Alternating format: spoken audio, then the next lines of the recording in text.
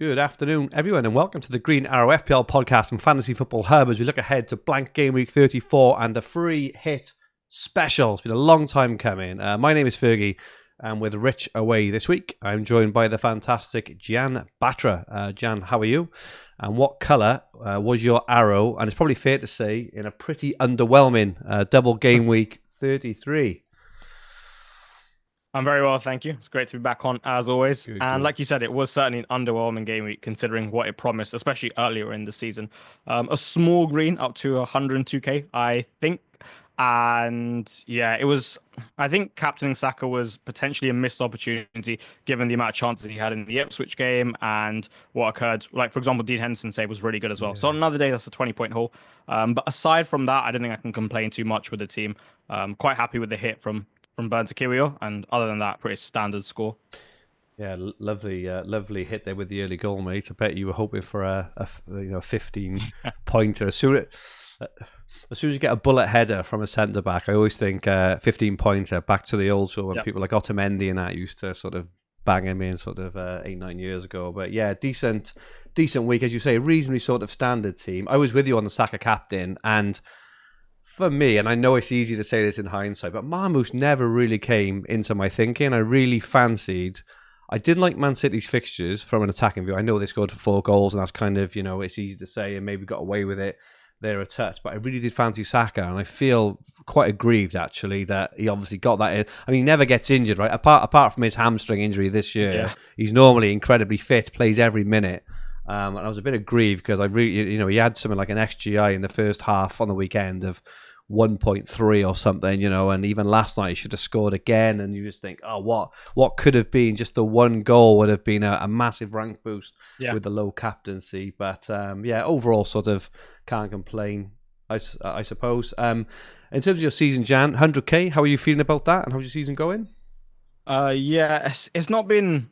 Well, the back end hasn't been as I would have liked. Started off like decent, then went quite well. The real killer was betting against Murphy and Isak captain in 32. Not so like worried about my call with the Isak captain. I was okay going Mateta. It was more so just not bringing in Murphy, not bringing him in wildcard 30, and then not getting him in 32. Cost me like 35 points and deservedly punished, I think. So yeah, on another day, slightly different, but there's still some time to go with the end of the season. And with free hit 34, anything can happen. You can get some huge gains. I'm really excited about it. Actually, it's probably the last time this season, right, where we can get really excited about a potential huge swing. So we're going to talk a lot about that now. Yeah, and you mentioned not having Murphy and captaining Mateta. The Murphy call is such a tough one because FPL is it's just got this way of punishing you, haven't it? In terms of I think his ownership on wildcard in game week 30-31, his stock was rising. He wasn't maybe a massively obvious pick, but his stock was rising.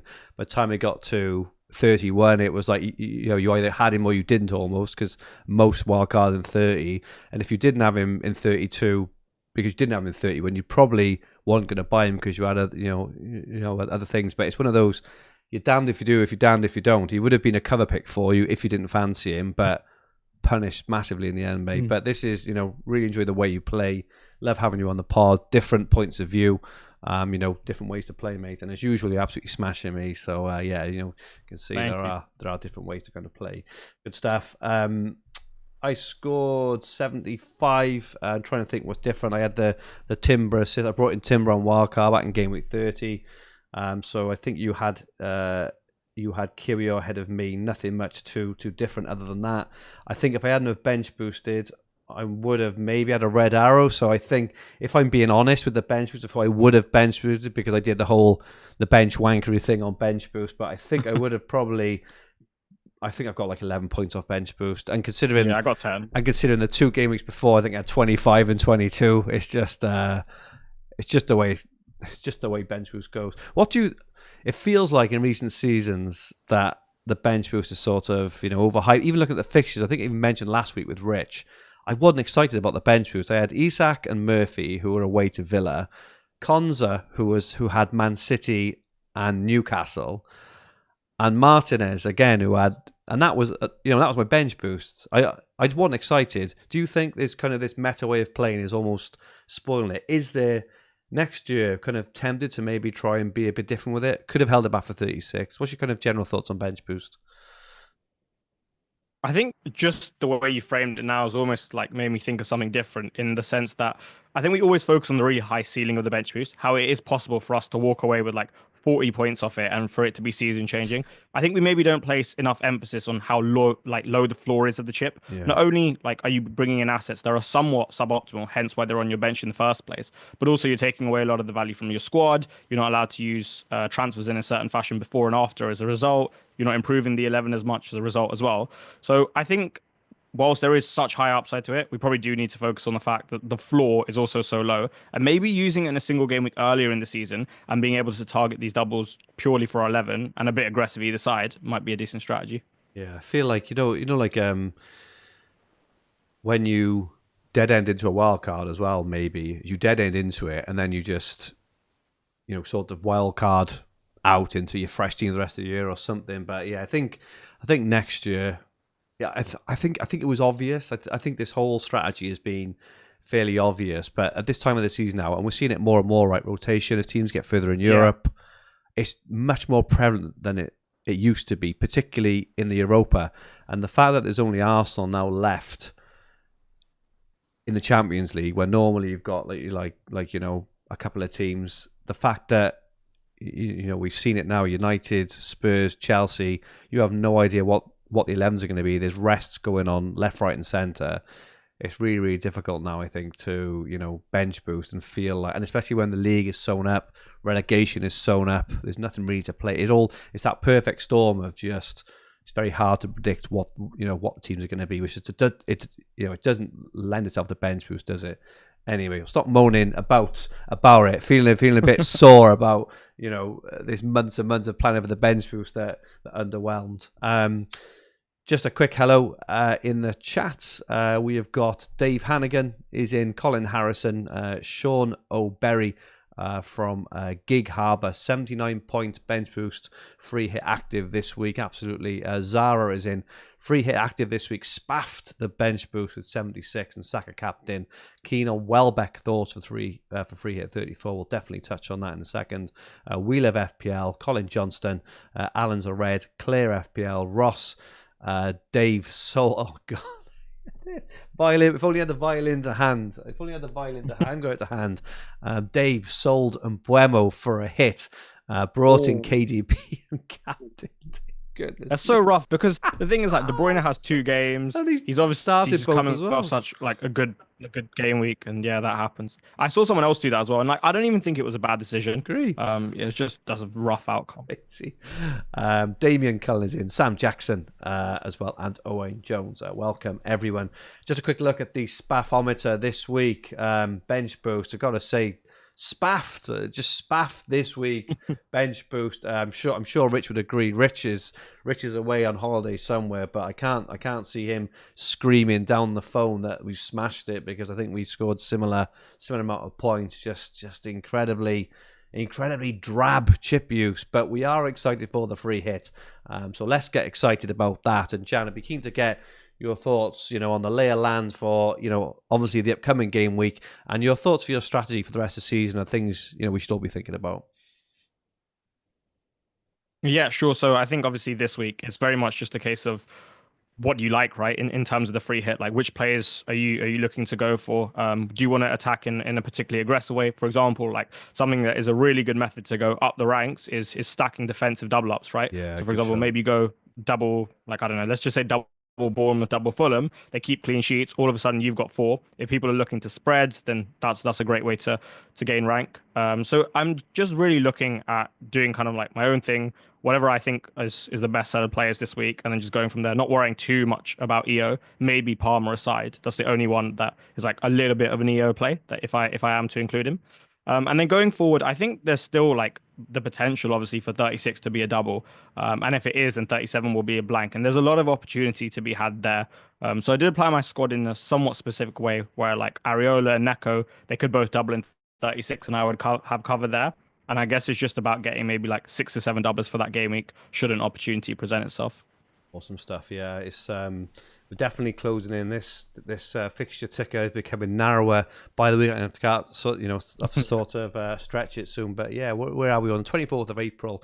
The 25th of May is game week 38 when the season finishes. We've only got a month of football left, and no Euros, no World Cup, no nothing this summer. So yeah, let's enjoy the final week. Well, we've got the Club World Cup. We have. Yeah, we have. On to blank game week 34. So we've got these 8 fixtures this week.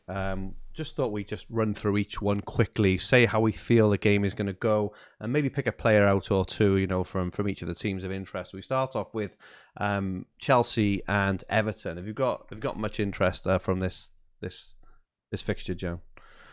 So Cole Palmer aside, and maybe potentially Mark Cucurella, not so much. I think one thing with Palmer is obviously as like an advanced 8/10, you want him to be getting assists, and I do worry about his assist potential slightly with Jackson being so out of form and the shooting technique that he has, not just the finishing, right? For example, like Haaland could go through a bad patch of finishing, but you trust him to bring it back given how good of a shooter he is. Whereas with Jackson, you don't like have that same expectation. And then if he is to stray towards the left-hand side, closer to like providing with to Jadon Sancho, I'm not really sure that Sancho is going to be the one to score a goal and Palmer's going to be able to generate assists from that. The big thing for me is as good as Everton have been and as impressive they are, and I really have liked watching them this season, is there's no James Tarkowski. Yeah, and having watched like the whole City game against Everton, Michael Keane was there to be exploited. Like Marmoush got the better of him at times, whether it be his aggression, his physicality, when he stepped. And for that reason, I think that's potentially a good enough reason to go for Palmer, and I could see him getting some returns. So that's like the big thing. But if you didn't think that had such a big impact, then I would probably stay away. And then Cucurella is obviously the most attacking Chelsea defender. I think Everton have goals in them. Maybe not so many, but they'll probably make a few chances. It's just whether you want to take on the chance of getting a clean sheet, because I don't think it's as high maybe as the bookies will have it, because we're not that good defensively. And then the last thing is following our win, I do think that maybe that bit of momentum like helps us just to get over the line again, because the fashion in which we won is not something we've really done this season. So maybe like a late turning point. Yeah, nice. Agree. Yeah, I agree with all those points. I think both of those at the moment are in my free hit team. Adam Hopcroft has pulled out some very interesting home stats from Cole Palmer in the last few weeks, which I'll touch on a bit when we get to that particular slide.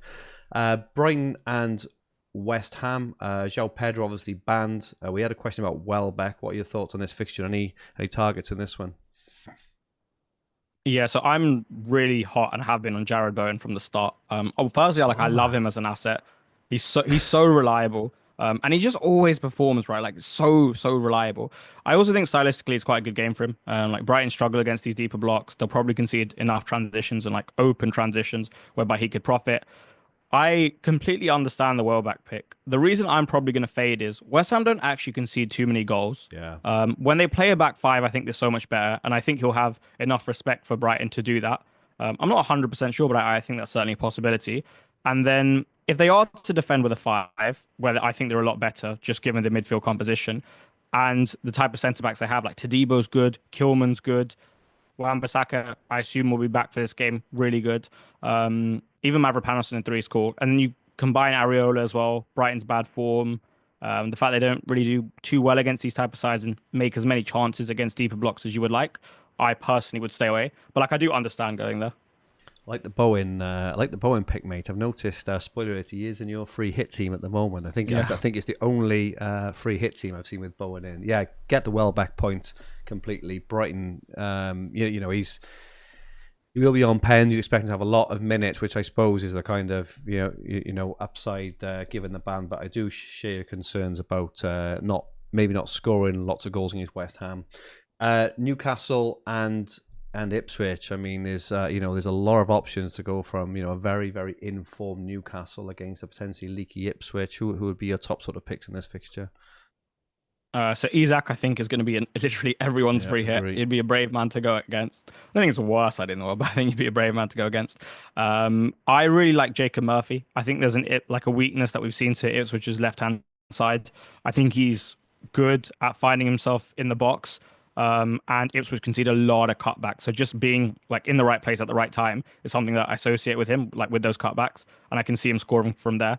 And then I'm like, obviously you've seen my draft, and I like the prospect of Newcastle scoring quite a few, not Yeah. just for how well they've been playing, but obviously they just lost to Villa, and I think this will be the perfect game for them to bounce back. So I will probably go one of Barnes or Gordon as well and go triple attack. This thing I'm slightly concerned about with the defense is just I think Liam Delap could get the better of like their centre Mm. backs in one moment. He's so impressive, so physical, and Newcastle do concede those type of chances where like if you have got a certain level of physicality, once you beat the press, you can get in. And yeah, for that reason, I'll probably fade the defense, but like it's not a bad idea by any stretch. What's your thoughts on Barnes, sort of Barnes and Gordon? Because Harvey Barnes is, in the form of his life at the moment. Do you think Gordon gets a start or? I think it's really helpful to have Gordon for this running, given it's a difficult running and given the quality of player. So it makes a lot of sense for this to be his like reintegration game. It's at home as well. But on the like flip side, they have to win every game. You want your best team out, and maybe Barnes is just in that now because he's got He the form, is. he's got the minutes in his legs. So yeah, honestly, I'm not completely sure. I think it's a really, really difficult call. I'm kind of just hoping to get a leak. Do you think Murphy definitely starts?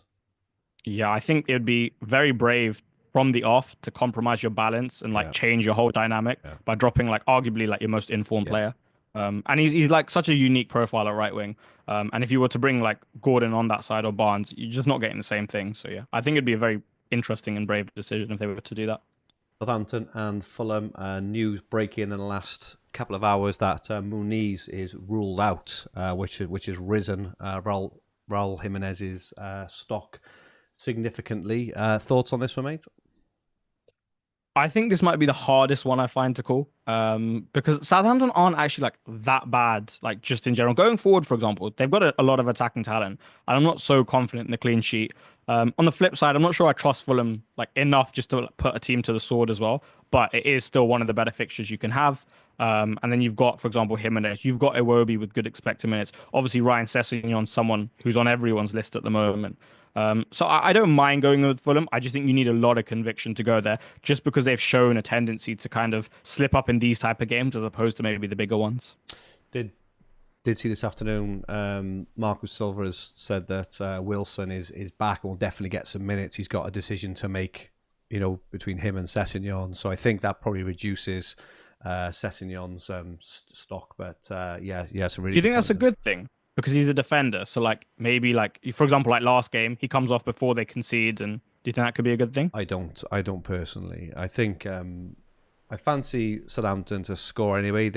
They score in most games. I think I Yeah, they think I do. think I don't think they scored against Villa and Chelsea reasonably recently, but they've scored in the rest. They scored in the last minute against Spurs. They scored in the last minute last weekend. I want to say as well against who was it? They scored against West last Ham, weekend. West just Ham to as wipe well. that So Areola clean sheet on the yeah. So I bench. don't. I'm not massively fancy him. Jimenez is interesting. I think the fact that it's this whole number 9 on penalties probably gets 80 minutes plus is fairly big. Other than that, can't really get massively more excited personally. Now, Wolves and Leicester will be interesting. How do you think both teams are going to sort of react this weekend? Obviously, Leicester gone down. Do you think they'll just go for it and have a bit of fun? And Wolves are interesting. They've got they've got a stack of assets, right? Who could really score big. This feels like the fixture this weekend, which is going to Yeah. decide the fate of a lot of FPL seasons, I would say. Yeah, I completely agree with you that like this might be the fixture. I've been a big fan of what Vitor Pereira's done since he's come in. And we also have like a lot of like very competent, good players, right? On Leicester's side, I think following like Vardy's post and Yeah. the fact that they're relegated and just the general morale in football, I can see them getting beat. How badly, I'm not entirely sure, but I can see them definitely getting beat. So I would 100% be walking in with a triple up or a minimum a double up, but Yeah. I'll have assets. I think Ait Nouri is probably a lock in most sides. Absolutely. Most attacking defender with the best fixture, so lock. I'm personally going to go Nelson Semedo. I don't like too many of the defensive matchups this game week, and I think Wolves have the best one. And he also has like somewhat reduced expected minutes, so better for the clean sheet, and he can get an attacking return, right? So I quite like that. And then obviously the other two are just Cunha and Strand Larson, right? Do you go for both? Do you go for one? Uh, the one thing with Cunha, and the only thing is, I think he's going to do well, but I could just see this being a little bit more of a Strand Larson game, just given the positions he occupies and the fact that Cunha has to do a lot more than what Strand Larson does. At least in the final third, like Cunha will drop back. So if I had to go for one, I'm going Strand Larsen. I've been kind of set on that since like early days this week. But like obviously he's Cunha. He's been one of the best picks in the game. So I like it, but I just don't think I'll go there. Really, you're not going for Cunha. Breaking news: Jan's not going for Yeah. Cunha on free hit. I love it, love it, love it. I would just give a shout out to Manetzi as well, just because Mm. really good minutes, looks a really good player, but also it's a midfield spot as well. So if you can't fit in Strand Larsen and Cunha, but you still want a bit of Wolves attack, he looks a really good option there. Called him out a few weeks ago.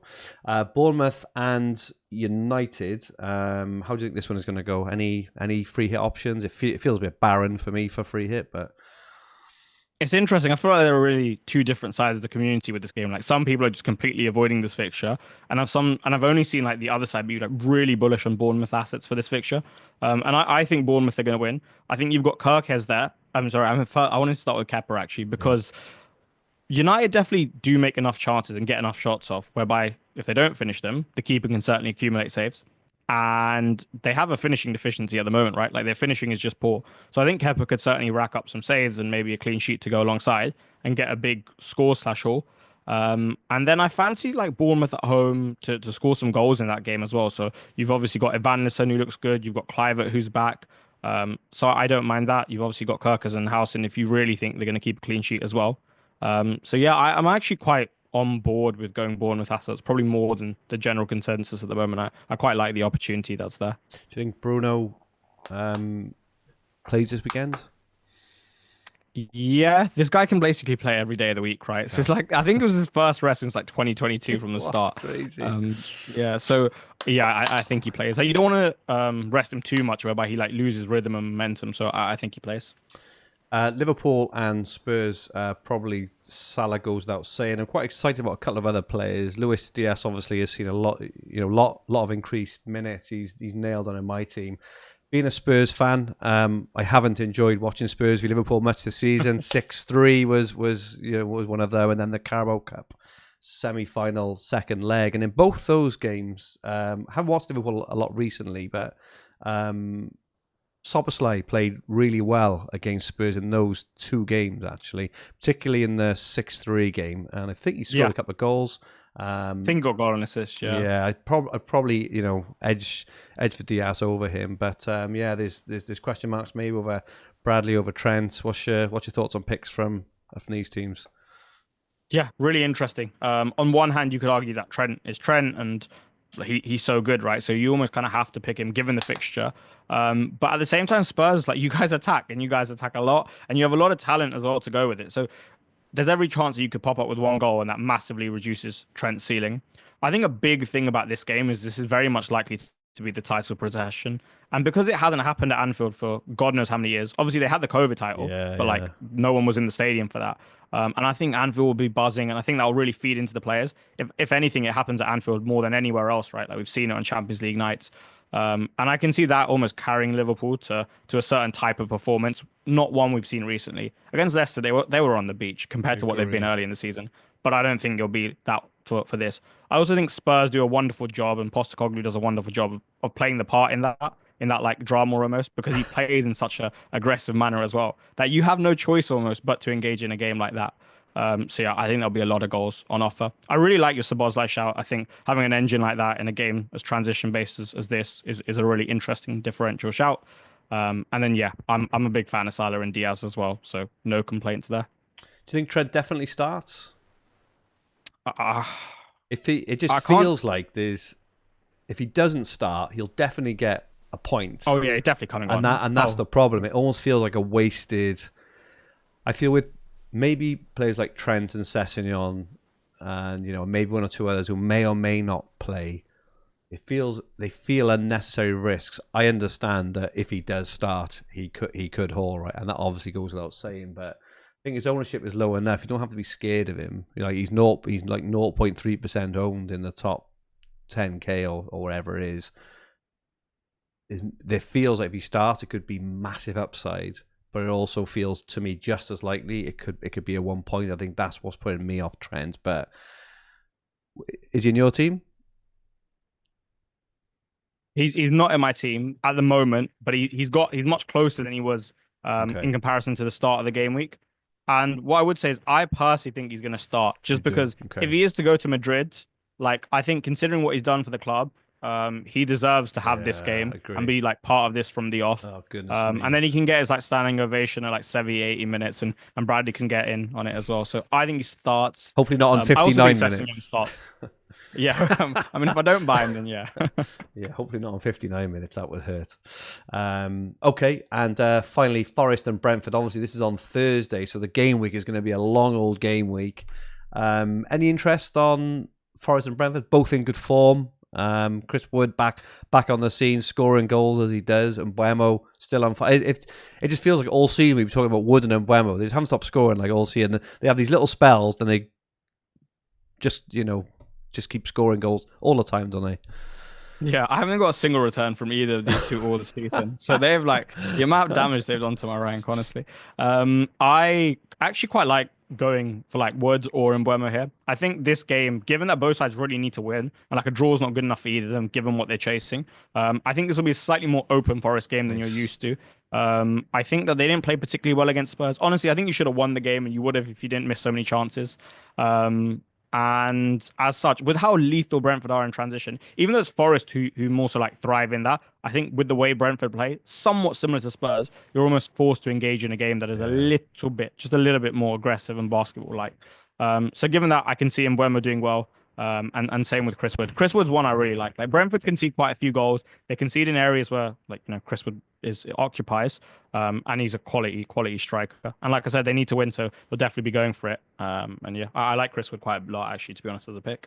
It feels like no matter what happens with the FA Cup semi this weekend, if Forest win and go through, they're going to be absolutely flying, right? They get, whereas if they lose and go out, it's all focus on that, on the Champions League spot. You can draw whatever narrative or kind of whatever way to the fact that, the way they play, their system, the manager, I think whatever happens, they're going to be flying on Thursday. And I think Wood, I quite like their fixtures to the end of the season as well. So, we'll touch on a bit against the free hit players, against those you want to maybe bring in if you're not on free hit and want to hold for the rest of the season. But Wood is just on fire, and well done, Forest. I mean, we can't just I just can't give enough plaudits for Forest this season. They've completely, they've almost done a Leicester in terms of their level of performance. It's been insane. We touched on most of these players already in terms of targets. The kind of ones we've got up in terms of the key ones. Nori, Cunha, probably Barnes, Trent, and Diaz, the ones I've got up on screen. Have you got any other players for this week so far, Jian, that we haven't mentioned yet, who you'd like, you sort of like to give a shout out to at all, or? We have mentioned him, but I want to give him another shout out, and that's Jared Jared Bowen. Bowen. I knew you'd say Jared Bowen. Yeah. I love him. Man. I really, really, really like he's I'd say 99% going to be in my team. I built like 4 drafts on Sunday, and he was an ever present. Really? So like he's so good. And I think it's a good game for him as well. So yeah, he's not going anywhere. I would say out of the players that maybe you didn't put on there that haven't had too much hype, we'll go with Van Nissen. I think he could do quite well. Chris Wood's another one. Like I know we just spoke about him, but I like him quite a bit. Nelson Semedo to consider like a Wolves double up in defense. And I feel like there definitely is someone I'm missing. I'm just kind of cycling through the games. Liverpool, Chelsea, no. United, no.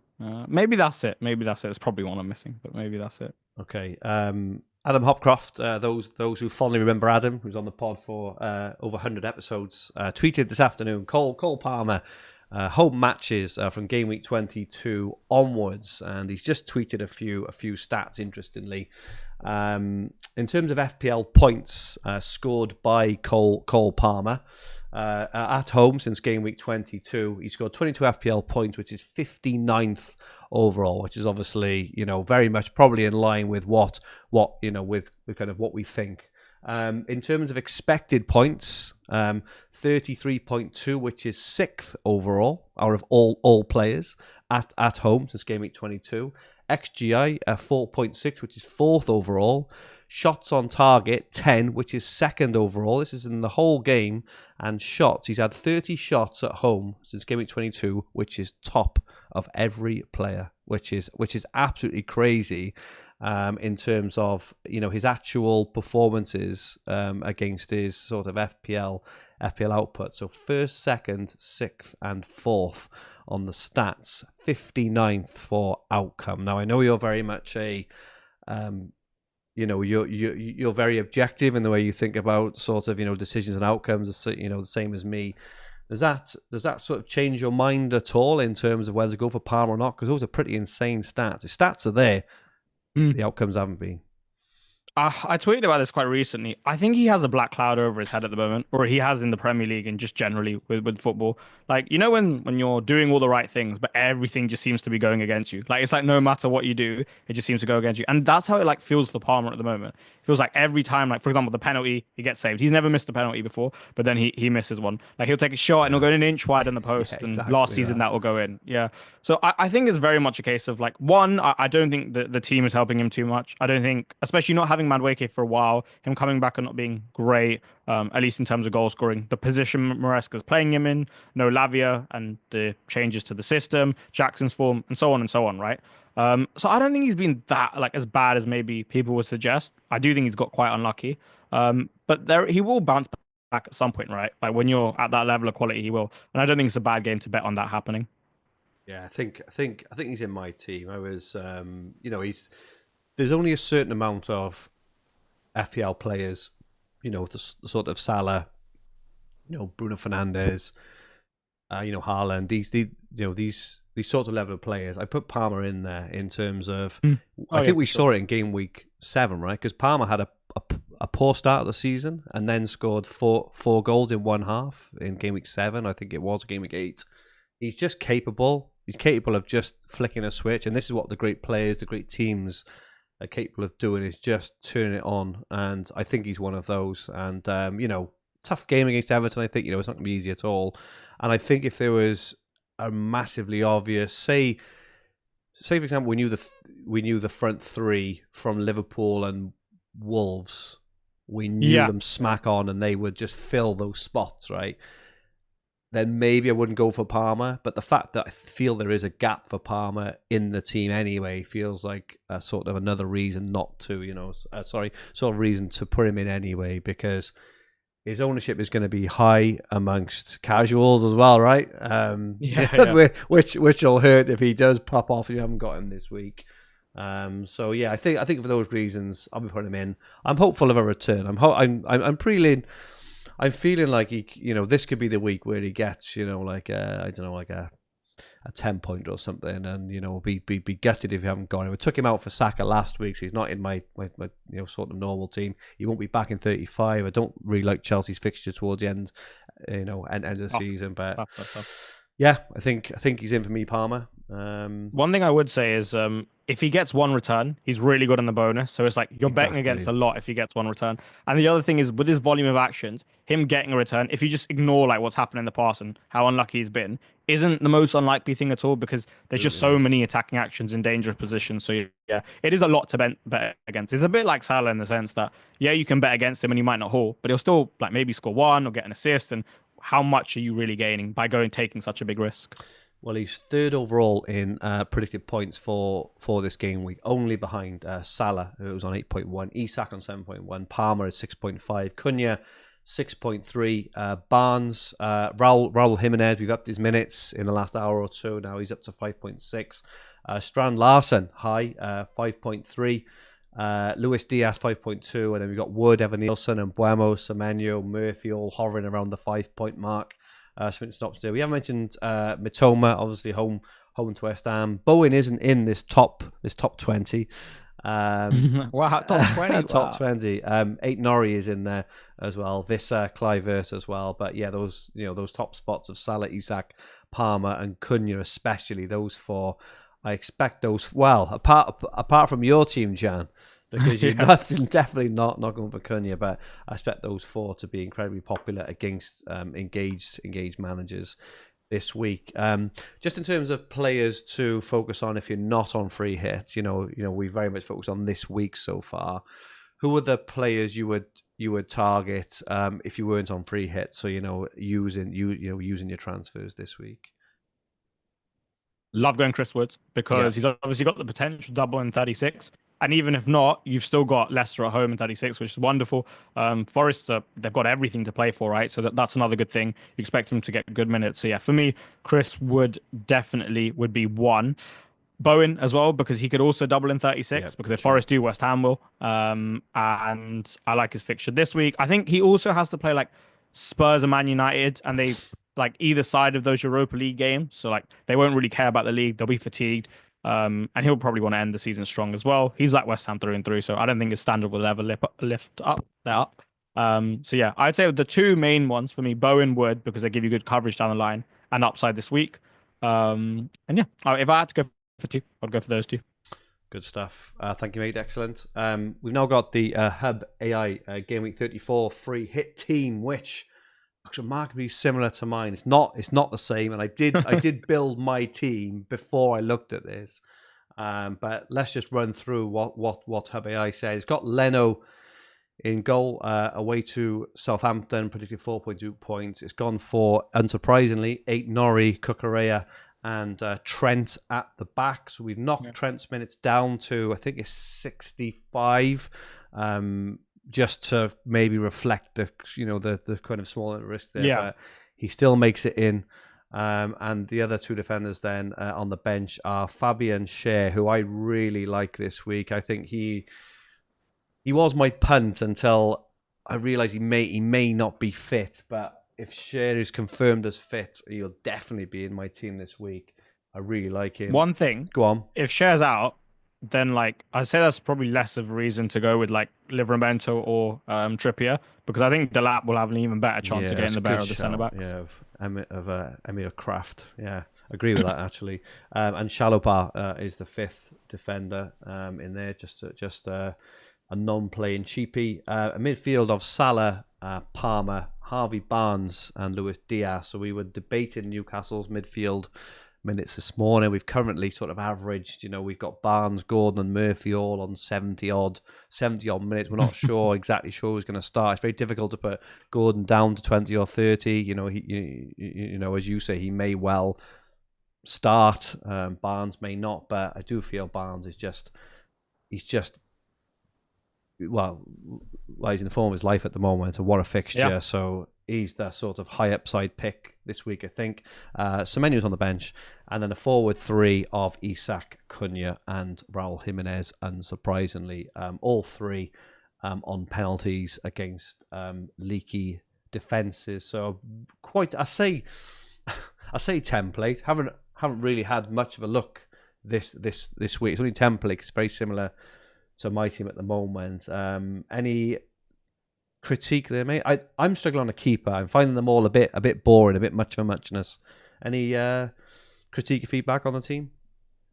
One thing I would say is, as opposed to starting with a critique, I think you've talked me into Raul Jimenez a lot more. Like I wasn't considering him as much, but I'm considering him a lot more now. Like even I saw the tweet that Muniz with us out. I still wasn't going to go there, but you've taught me into that a lot more. So maybe just for people to consider him if they're not already. I agree with you in the keepers. They're not particularly like fun, just because that's what we spoke about earlier, right? The defensive like matchups this week, they're just not great. I think Kepa's probably got the highest ceiling, right? Just because United can't really finish very well. They probably won't care about this game too much. Bournemouth are going for everything and they're at home.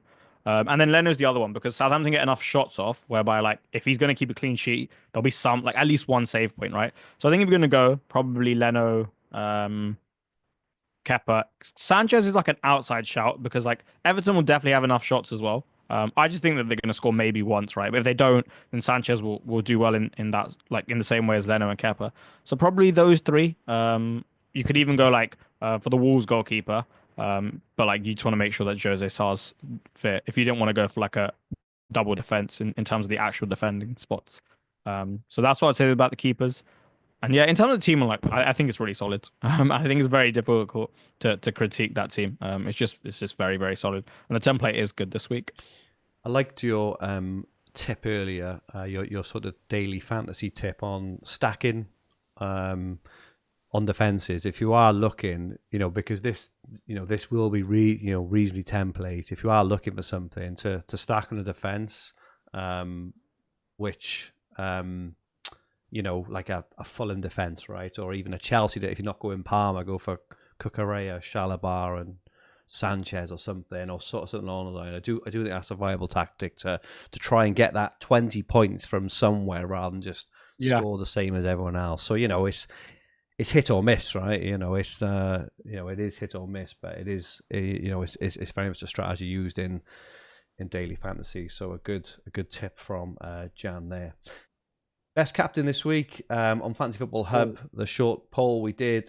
Salah was top, 36%, very closely followed by Isak on 32, Cunha third with 16% of the vote, and that's very closely followed and predicted points as well. Salah top 8.1 against Spurs, Isak 7.1, Palmer 6.5, Cunha 6.3. Salah, captain, lift the trophy this week, mate, against Spurs, and all over, like, let's be honest, at the moment, as a Spurs fan, it's just so drab. I mean, if we hadn't have beaten Frankfurt last week, I don't think I'd watch him for the rest of the season, but you got something to watch. But yeah, the last twice Liverpool have played Spurs, they just demolished them. I know Liverpool have been kind of off form, you can say. Salah's been quiet, but you can just see Salah doing the damage this weekend. Yeah, for sure. I'm going with Salah as well. His ceiling is just like unlike anyone else's in the game. It's so high that like if he has a good day, like there's just no one else can compete. For example, like the game away at Spurs, right? Like no one else is putting up that type of haul. Not really, right? Aside from Palmer once. So yeah, I'm going Salah. I think Isak's quite close, but I'm certainly going Salah. As a Spurs fan, right? Let's say you won the Europa League. Would you want to keep Postecoglou? Because I would still sack him if you want. Do you know what, mate? I've been Postecoglou's biggest fan, or one of his biggest fans since he joined. I love the way when he joined, he changed the whole mentality. He's got a philosophy. I'm big on philosophy. I like managers. I like people who have their own philosophy and they stick to it through thick and thin, right? And that Spurs and Chelsea game was it November last season when Spurs had the two red cards, they had the two injuries. Yeah. And they still went for it. They ended up losing, right? It was quite close. I think the score in the end was like 4-1, right? But it was 2-1 in like the 80th minute, right? Yeah. And they scored at the end. But I love philosophy, and I love the fact that he was like, no, we're going for it. This is the way we're going to play. For the vast majority of this season, he's done the same, right? We had very mixed results. We beat Man City 4-0 away. I mean, we beat Villa 4-0. We've had some insane results, which just shows the philosophy can work in patches. But if it works in patches, it can. We've proven it can work, right? He changed his philosophy a couple of months ago. I think it was against Brentford. I think we beat them. And because we beat them... Yeah, I remember that. Yeah, there was a lot more pragmatism to that game. I remember that game very specifically. Like, Jed Spence did a real job in Mbeumo that game. Ever since then, we've been dreadful. Because for me, he's changed his philosophy to try and be more pragmatic, which is not the way his team plays. And that, again, this is just my opinion. I definitely don't reflect the views of all managers. But I've even said up until the last few weeks, if he sticks to his philosophy, keep him, because I really believe that as a Spurs fan over the years, if they can get the team playing in that way over the medium term, they'll be a joy to watch, right? I would rather lose 6-3 against Liverpool like we did than lose 2-0 like we did a few years ago under bloody Mourinho and Conte and that, right? However, I would say these last few weeks have been dire, and I'm turning now. I really think if they did win now, I haven't seen enough these last few weeks to keep him. I haven't seen those shoots of excitement and those shoots of this new philosophy, this way of playing. So, we've been linked potentially with, Areola, potentially Glasner, these sorts of things. And I feel now, even if we won, and it's his manner as well, that in his interviews, this really drab, blamey sort of thing has kind of got me. So a very, very long answer. I'm speaking from the heart here, but I've been his biggest fan of his last few weeks. I've seen nothing in his last few weeks to make me think that the green shoots are carried on, if that makes sense. So a long answer, mate, but hopefully it gives you something to to go away with there. Fergie's a punt for game week 34. A bit boring this week. I thought he was more of a punt that he was going to be, actually. Okay. I punted De Bruyne last week, which he got the start, which is, what more could you kind of ask for, really, which was disappointing. My punt a few hours ago was Shea. I didn't realize that his injury was maybe as bad, and he may be out. I think if he is in, Shea would be personally nailed in my team. Incredibly attacking. He just gets goals. He gets goals for fun. He always scores, right? So for a defender, it's what you want. Luis Diaz is another one. I'm looking at ownership, right? But even Cunha this week, Strand Larsen this week, Luis Diaz this week, Cucurella this week, all these players so low owned. So I have got a bit of a boring one this week because we talked about him a fair bit this week. But Raul Jimenez, mate, is okay. I think he could be the 85-minute penalty taking man. Who could do a bit of damage this week. But I would say I think anyone in that AI team, that free hit team, Strand Larsen, Cunha, Raul Jimenez, Luis Diaz, Cucurella, Fabian Schär, Nori. I think any of these players could do incredibly well this week. So the Newcastle, Wolves, Liverpool players are the three teams I'm focusing on. Any of those, and I think the combinations of those. So we touched on this before we started, but feel this week, if you're not, I think the advantage of free hitting this week is much bigger compared to previous season. The fact that people have been forced to wildcard bench boosting to 33 into teams that are all blanking in 34, and there's such these plum home fixtures. So I think what hasn't happened this season so far is the results have reflected the kind of results of games haven't been able to reflect and capitalize on these opportunities. In terms of if Wolves win 4-0 this week against Leicester or 3-0, it would be a massive win for free hitters. Now, those results haven't quite happened yet this season. I don't think in various guys, like, Palace being dreadful in double game week 32.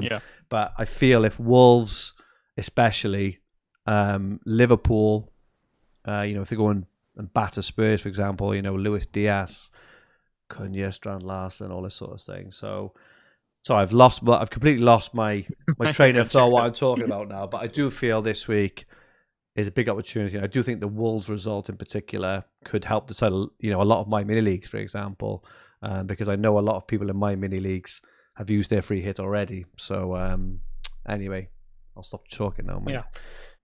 Raul Jimenez though, but there's a lot of combinations, lots of players, and it could be a massive week for free hitters this week. Got your team on screen. Non-templates, as we touched on earlier, 93% game week rating. Do you want to run us through your team? Yeah, I wouldn't say it's so far left field this time. It's only just a couple spots, really. There's a couple of spots, yeah. Mate, definitely. I've got Kepa in goal, right? The one I sent you. You have, yeah. Yeah. So Kepa, for the reasons I discussed earlier, I think the highest ceiling maybe of all goalkeepers, considering United's chance creation, but also finishing deficiency at the same time. The fact that I just expect Bournemouth to get the job done. Sessegnon, because I personally think he's going to start. I'm not sure it's the smarter side just to chuck Harry Wilson in straight coming back from injury. And I like his reduced expected minutes. I'd rather him get 65 than 90 because that just increases my chance of a clean sheet. So I'll take that. So he's in there because when you have an out of position defender, I think that's great. The Wolves double up I'm really keen on, both wing backs, either flank. I could definitely get a goal from one of them. And I personally think they're the most likely team to keep a clean sheet. So that's that.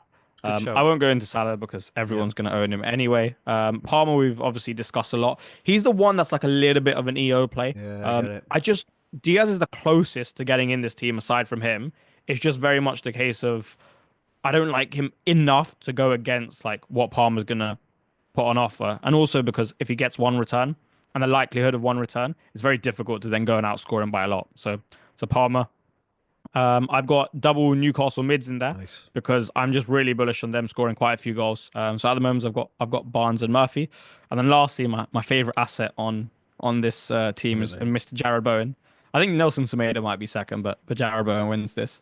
And then up top, very, very standard, like Isak for all the obvious reasons. And then Strand Larson because I'm going to go him ahead of Cunha. It's not standard, I mate, think because you for haven't these. got Cunha. That's the standard. Yeah, yeah. No, it's good, mate. It definitely makes kind of look at it and and think of players you say like Bowen, like Semedo, like not going for Cunha. I hadn't thought of Kepa, but when you run through the logic, it makes a bit of sense. Bournemouth, I think, have improved a bit defensively recently as well. I think I think conceded maybe one in the last two, whereas they conceded in the previous five or something like that. So I like it. I like I like the Sessegnon pick. I think there's a lot of upside there as well, and he may make my final team too.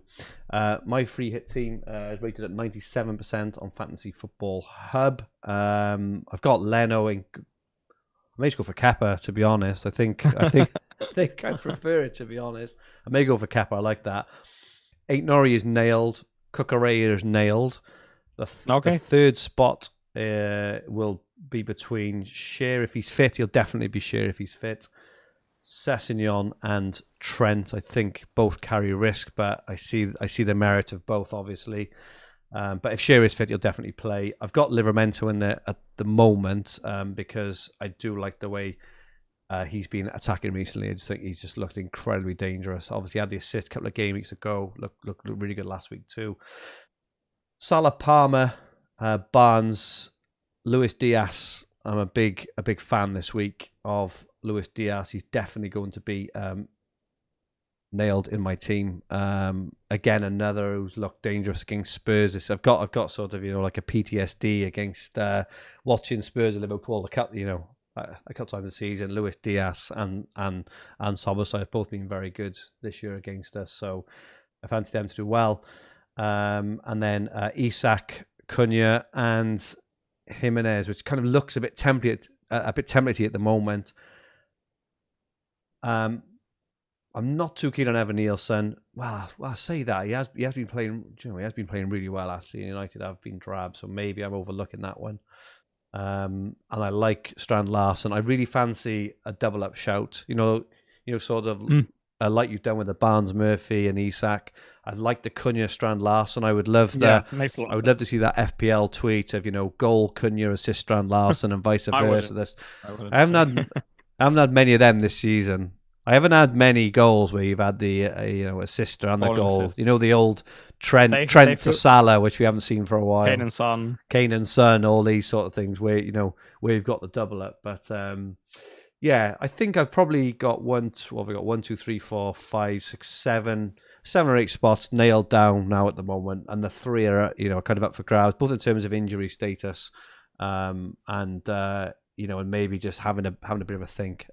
Discover with Sim in the chat says Evan Nielsen's XG is mental. And United, you are right. They can't keep a clean sheet at the moment, and they're probably going to rest some players as well. So yeah, actually, that is a better shout than I thought. So, but yeah, interesting stuff. And that was it for us for this week. Jan, thank you so much. Been an absolute superb guest as always. Always offers so much insight, different picks as well. Love the way you talk about football. I love the way you view the game, and you articulate it back to all of us. It really, really helps in terms of decision making for FPL. Where can people find you? They can find me at FPL Jian Batra. And thank you so much for that kind outro. And make sure you follow Jan on Twitter and on YouTube as well. He's got his own channel, absolutely superb. So look out for Jian Batra. He is everywhere, and he produces some absolutely fantastic content. Thanks to everyone who joins in the chat. Those who watch it back and those listening on the podcast versions, your support is very much appreciated. My handle on Twitter and X, etc., is at FFH_Fergi. Don't forget. Go to Fantasy Football Hub, click the top link below for a 7-day free trial. If you want to look at everything we've got predicted points, we've got my team, we've got all sorts of everything you could ever need to do well at FPL. This podcast and video will be on the Fantasy Football Hub YouTube channel, with the podcast versions available on all major podcast platforms. If you like what you watched, please press the like button if you haven't already. We'd really appreciate it. Remember to subscribe to the channel at the bottom right hand corner of the screen. If you enjoyed your listen, please rate the podcast. Give us 5 stars. Leave us a nice comment. It would be much appreciated. Rich, we'll be back, and we'll be back next week to look ahead to game week 35. It really feels like, Jian, the season is closing in. In the meantime, we hope you have a fantastic game week 34. Let's hope the free hits smash it. Come on, Wolves, and may all your arrows be green. Good night, all.